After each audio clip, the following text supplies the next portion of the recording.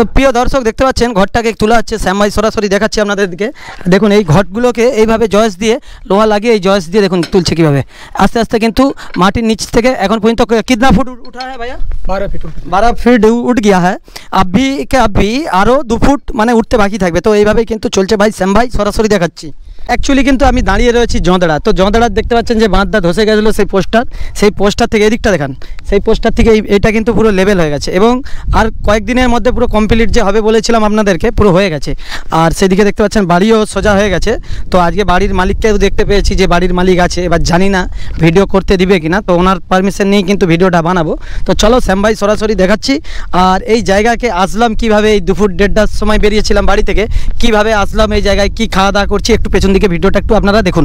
তো ভাই আজকে একদম কোলাঘাট বেরিয়ে যাচ্ছি বাস স্টেশন, আর দোকানে সাইকেল রয়েছে, তো ওখান দিয়ে বাস ধরবো, হোটেলে গিয়ে খাওয়া দাওয়া করবো, গিয়ে তোমাদেরকে সেই পাঁশকুড়ার যে বাড়িটা যেটা বন্যায় ভেঙে হেলে গিয়েছিল, বাড়িটাকে সোজা করা চলছে, মানে প্রায় হয়ে গেছে। তো প্রথম থেকে ভিডিওটা আপনাদেরকে দেখিয়েছিলাম, তো আজকেও আপনাদেরকে শ্যাম ভাই কোলাঘাট থেকে সরাসরি এই ভিডিওর মাধ্যমে দেখাচ্ছি। তো দেখতে থাকুন, সাথে থাকুন। এখন বসে রয়েছি টোটোতে, তো চলো টোটোতে করে বেরিয়ে যাচ্ছি। 1.5টা পর্যন্ত দোকানদানি করার পর দোকান বন্ধ করে আবার যাচ্ছি ভিডিও করতে। আবার 5টার আগে দোকানে ঢুকতে হবে, কেন ভাই দোকান বন্ধ করে কোনো কাজ করলে হবে না বন্ধুরা। তো চলো আমরা একদম টোটো ধরে একদম চলে যাচ্ছি বাস স্টেশনের দিকে, কোলাঘাট ব্রিজের গা দিয়ে শ্যাম ভাই সরাসরি তোমাদেরকে দেখাচ্ছি। তো ওখান দিয়ে গিয়ে আবার বাস ধরবো, বাস ধরার পরে আমরা বেরিয়ে যাবো।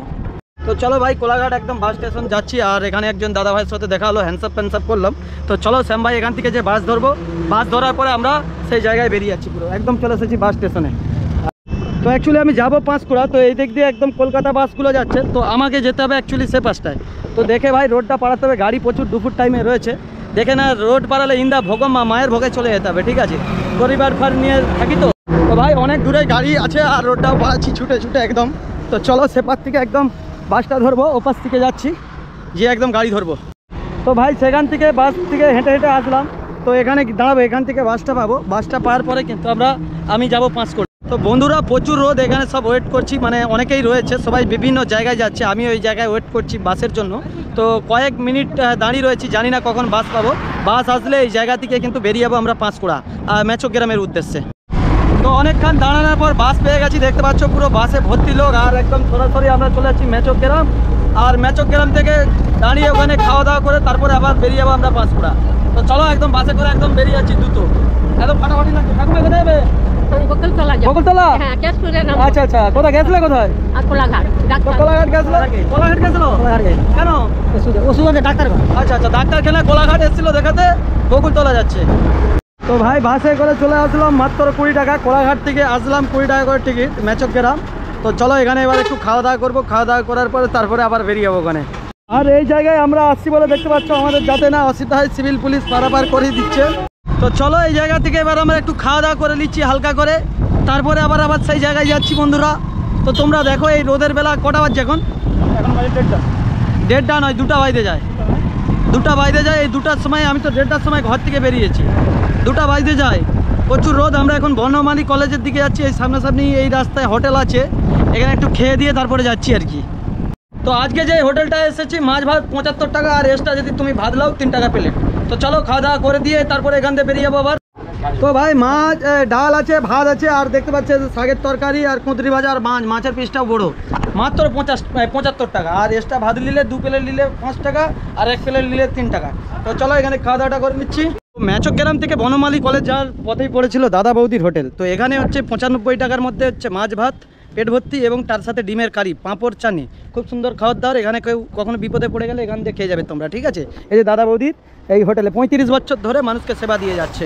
চলো ভাই একদম দেখতে পাচ্ছেন উপরে বাঁধ পুরো রেডি রয়েছে, আর আমরা একদম সরাসরি সেই বাড়িটার কাছে যাবো। আর যে পুকুরটা ছিল সেই পুকুরটা কিন্তু জঁদড়ার যে পুকুর নদী হয়ে গিয়েছিল, সেই নদীটা কিন্তু মাটি ফেলিয়ে পুরো লেভেল হয়েছে। আর এই দুপুরের বেলা আপনারা দেখলেন যে এই জায়গাকে কীভাবে শ্যাম ভাই আসলাম। সত্যি একটা ভিডিও মানুষের যে বানাতে যে কি মেহনত কি খরচ লাগে, অনেকে ভাবেন যে টাকা পয়সা ইনকাম হয়, টাকা পয়সা দেখুন যারা কমর দুলায় হেলায় তাদের ব্যাপারটা আলাদা, আমাদের এখনও পাইনি, হয়তো আগামী দিনে পাবো কিনা সেটা বলতে পারবো না। তো দোকানে বসে থাকলে মনে হয় এই টাইমে কয়েকটা খদ্দারও চলে আসতো, যে টাইমগুলো ভিডিও ফাঁকে যায়। তবে এই দুপুরে ভিডিও করে আবার তার মধ্যেও কিন্তু আমাদেরকে দোকানে টাইমের মধ্যে ঢুকতে হবে, না টাইমে দোকানে গেলে সংসার চলবে না, পেট চলবে না, সেদিকটাও আমাদেরকে দেখতে হয়। তো চলুন বন্ধুরা, আজকে আপনাদেরকে দেখাতে চলে এসেছি, একদম উপরে বাঁধ বাঁধা হয়ে গেছে, ঘরের প্রায় 80% কাজ হয়েও গিয়েছে, উঠে গিয়েছে। তো আপনারা নিশ্চয়ই দেখেছিলেন প্রথমে যখন বাড়িটা জলের নিচে তলিয়ে গিয়েছিল, এসেছিলাম আমরা এই জায়গায় কয়েকবার এসেছি। তো অনেকে কিন্তু বেরাবুরি এখানে আসছে, তাদের ভিডিওর মাধ্যমে আমরাও জানতে পারি, আপনারাও অনেকেই জানতে পারেন। তো অনেকে কিন্তু এখন এই বাড়িটা সোশ্যাল মিডিয়াতে ফেমাস, এই জায়গাতে যারা এখন ভিডিও বানাচ্ছে তাদের মিলিয়ন মিলিয়ন ভিউ হচ্ছে। যে সকল বন্ধু বান্ধবরা আপনারা ভিডিও বানায়, ভাইরাল হয় না, এই বাড়িটা কিন্তু আপনি যদি একটা ভিডিও ছাড়েন অবশ্যই ভাইরাল হয়ে যাবে। তো চলুন, সেই পাঁশকুড়ার আজুড়ার ভেঙে যাওয়া হেলে যাওয়া বাড়িটা সোজা হয়ে উঠেছে, এটা একটা খুশির খবর আপনাদেরকে দেখাচ্ছি সরাসরি। এই বাড়িটা আমরা যখন দেখেছিলাম যে বন্যায় সেই যন্ত্রণার বাড়িটি জলে তলিয়ে হেলে গিয়েছিল মাটি সরে যাওয়ার কারণে, সত্যি খুব মর্মাহত হয়েছিলাম এবং খুব কষ্ট পেয়েছিলাম যে এত সুন্দর একটি বাড়ি যেভাবে মানে হেলে নষ্ট হয়ে গেল। যে পরিবারের হয়েছিল জানি কত কষ্টর মধ্যে ছিল লোকটা, মানুষটা। সেই বাড়িটাকে কিন্তু ধীরে ধীরে বাড়ির মালিক, যেমন বাবা মা বয়স হয়ে গেলে, পা হাত ভেঙে গেলে যেমন সন্তান বাবা মায়ের দায়িত্ব ছাড়ে না, সেরকম এই বাড়িটাকে কিন্তু উনি হালত না ছেড়ে কিন্তু বাড়িটাকে সোজা করছে।